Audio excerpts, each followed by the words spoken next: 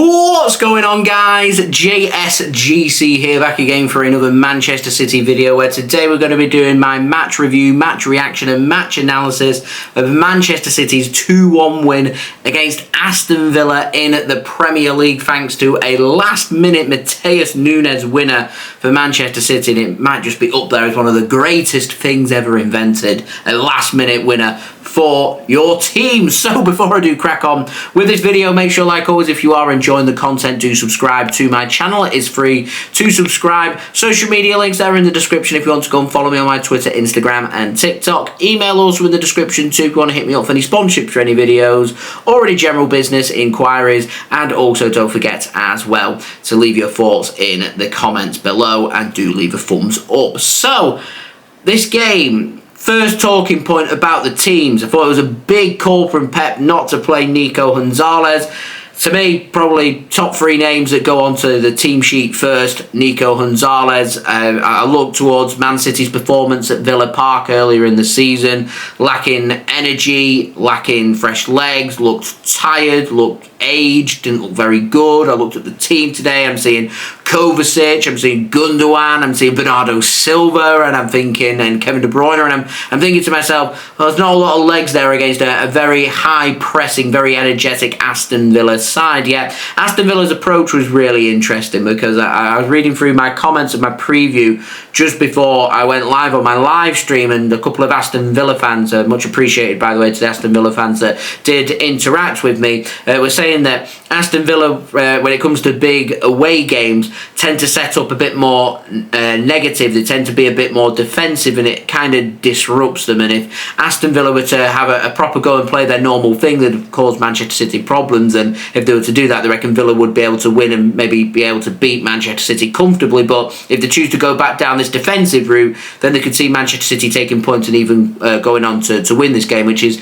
pretty much what we saw. Aston Villa were happy for the point. They were not so much time wasting, but they were looking for opportunities for Manchester City to come out to play, and Manchester City kind of stuck to their game plan really well in the hope that that one big opportunity had come about to be able to win this game. And thankfully in the last minute with Matheus Nunes, that opportunity did come about. So we did see Aston Villa have their threats on offer after just 20 seconds. I thought Rashford should have bagged, ended up hitting the post. It's quite difficult when you get such an early opportunity to be able to put your opportunity away, but it was handed, gift wrapped to Marcus Rashford. It should have been 1-0 Aston Villa, and that would have been a terrible start to the game. And then Manchester City on 7 minutes had their first opportunity of the game. It was an effort from Bernardo Silva. It was a shot on target. It's a shot that I would expect World Cup winning Emi Martinez to be able to make every single day of the week, and he makes a bit of a hash of it, and it ends up going into the back of the net. Very uncharacteristic of Emi Martinez, and a bit of a gift for Manchester City in a season that we've not had that many gifts, so we'll take it. However, 18 minutes in, through VAR, they decide that a clear and obvious error has been made with a coming together between Ruben Dias and Jacob Ramsey. So a penalty's given. It's a bit controversial because there's no arms used. Ruben Dias pulls out of the challenge. There's clear contact with the legs. And as I said on my live stream, and I'm going to stick with this, that if the referee decides that the contact's been made, he's not won the ball, Ruben Dias, I'm going to award a penalty. I'd say it's soft, but I can see why a penalty's been given, and it's not clear and obvious enough for that to be overturned via VAR, and I'd say a penalty's going to be given, and I'd be okay with that. What I'm not so okay with is the referees decided in real time that the coming together wasn't worthy enough of the penalty being given. He's not gone and stopped the play and given a free kick for Manchester City and gone and booked Ramsey for simulation. He's deemed it as, quite simply, not a penalty, which VAR, and this is to me where the confusion was, because they deemed it a clear and obvious error, and I didn't think it was a clear and obvious error. I thought it was a weak claim for a penalty that, if it was given, wouldn't be overturned, and if it's not been given, I wouldn't expect it to be overturned for a penalty. But once VAR's asked the referee to go to the monitor and have another look at it, it's always going to mean a penalty is going to be given, unless you're a referee who's going to hold a tremendous backbone in sticking with your decision and saying, actually, no, I'm going to stick with my first instinct. Because when you start to look at all angles and you slow everything down, some things can look worse than others. There's challenges out there that just aren't obvious red cards and not red cards. Any at any particular point yet. You slow everything down, you look at things from numerous angles, and you start to have a bit of doubt, and you think, actually, that might be a red card. And it's the same with penalties as well. You look at something, you look at various different angles, you slow everything down, you look at it, you go, coming together, yeah, it's a clear foul. You watch it in real time, and you just think, Ruben Dias clearly pulls away from the challenges of coming together of legs, and a penalty is being given. As I said, I wouldn't have a problem so much if a penalty had been given as the initial instinct. The referee has a very good angle of it. He's decided in that moment, I don't think that it's a penalty. And then he's gone to the monitor, had another look at it from the same angle, and decided, actually, I do think it's a penalty. So I was a bit aggravated by that penalty. I thought the referee as a whole and the officiating as a whole was just not very good from any of them, to be honest. From the referee, the linesman, there was a clear foul on studs being dragged down on Bernardo Silva's chest that went unpenalised. VAR, I didn't think had a very good game in this either. So it just shows the standard of officiating in the Premier League. It's in the bin for a top European league. I just don't think that it's right, and that penalty decision could have been very costly for Manchester City come the end of the season, but thankfully that hasn't been the case. But Marcus Rashford steps up, a really good penalty. He waits and waits and waits for the keeper to commit. The keeper doesn't commit, so he decides, you know what, I'm going to stroke it into the corner. Keeper has to then guess to see which way he's going to go. Keeper guesses the wrong way. It's a really good penalty actually from Marcus Rashford. And then from there, Aston Villa, half opportunities coming around. Manchester City, a couple of shots at Emi Martinez. It was a bit of a naff game, and it's the same in the second half as well. There was a lot of huffing and puffing going on from both sides, but I just got the sense that both sides were pretty happy with the 1-1, with the 1 point, and happy to for things to be decided in other games for the remaining 4 games, because we know that Newcastle have still got to play Chelsea. Chelsea have still got to play Nottingham Forest, so there's still teams that have got to play each other. There's more points definitely going to be dropped between now and the end of the season, so we're happy just to take the point and move on. And then Manchester City choose not to make many substitutions, decide to chuck on their one of 2 substitutions, Manuel Akanji being the other, being chucked on for the last few seconds.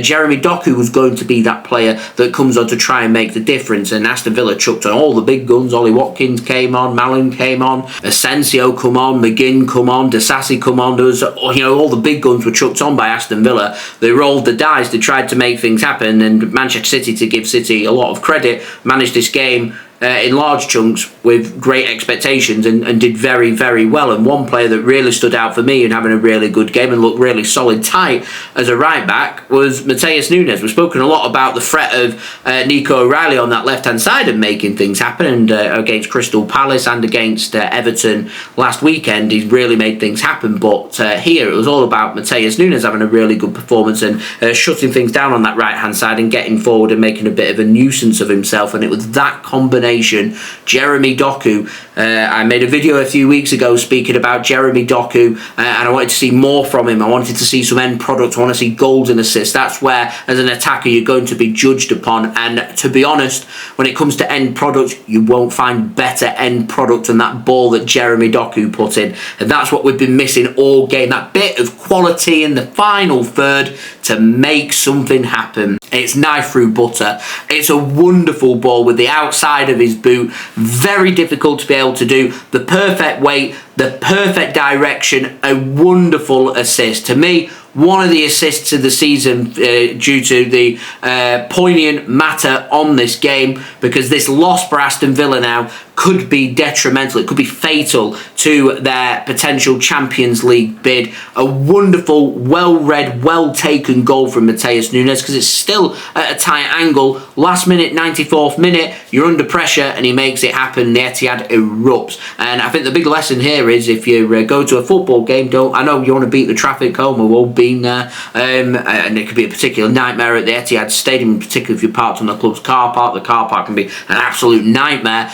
So you want to try and get a head start, but it's such a big game, you want to be staying till the end of the game in case some magic happens, and a few people have left the stadium early and missed the magic happen. And what a wonderful assist, what a wonderful goal, and what wonderful scenes as well. Pep knew what it meant. He was in hysterics about it. Manchester City absolutely over the blue moon with being able to pick up that win, because that win now means, for me, Manchester City, we've got a bit of leeway. I think we're 3 wins from 4 games away from Champions League football next season, and and that's really big going into what I regard on paper as two very winnable games. Wolves got nothing to play for at home. We turn up, we should win that game. Southampton already relegated, again just looking to try and spoil the party. We turn up, we can win that game. We can win them next two Premier League games. We're taking a big step towards Champions League football for next season. This win now means Manchester City are now 4 points clear of Aston Villa with 4 games to play, which means if Manchester City with the superior goal difference can make sure that we do pick up them 3 wins from 4 games,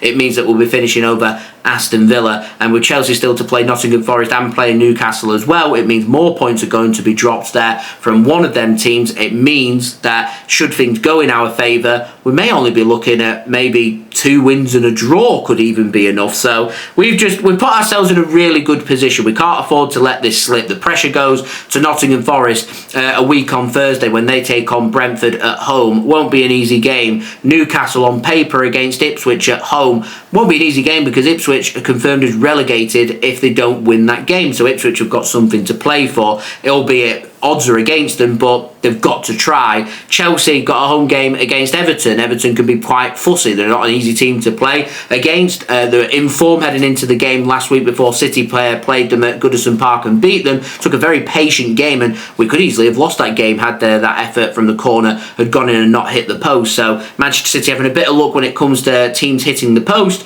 but also being clinical in the right place at the right time. A couple of late goals against Everton making it happen, beating an informed Crystal Palace team, and another late goal here, just getting things to gel in at the right time in the business end of the season. And it's a skill in itself when the pressure's at its highest at the business end of the season. Getting results on a consistent basis is something Manchester City are very good at being able to do, using all of their experience, and that experience paying dividends here for Manchester City. And dare I suggest, just for the first time, seen a bit of wear and tear from Aston Villa in what's been a very brutal schedule for them, playing every 3 to 4 days all the time. It isn't easy, and it's not getting any easier with the FA Cup semi-finals coming up at the weekend for Aston Villa against Crystal Palace, and the same with City as we take on Nottingham Forest on Sunday, and that's where our attention turns towards after this game. But jubilant scenes, great scenes, and I'm sure everyone's buzzing. As I said, it's up there as one of the most special feeling scoring last minute winners, and that Matheus Nunes goal could just be that pendulum swing that sees Manchester City secure Champions League football for next season.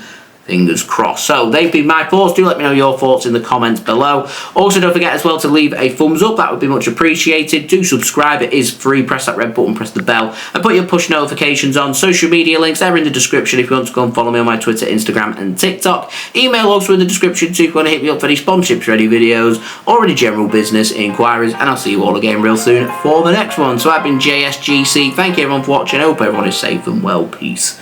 Ciao for now.